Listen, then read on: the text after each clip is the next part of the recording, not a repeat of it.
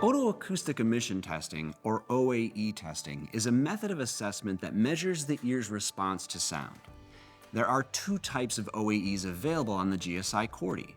DPOAE, or distortion product otoacoustic emission testing, uses pairs of pure tones to evaluate the patients for cochlear hearing function.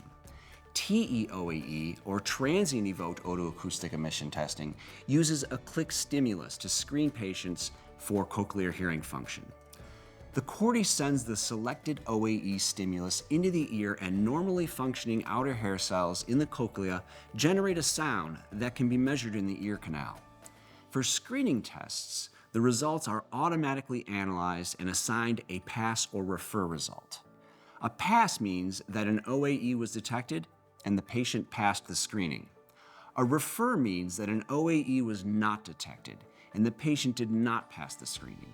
Results obtained using diagnostic protocols are not automatically analyzed and must be interpreted by a qualified medical professional, such as an audiologist.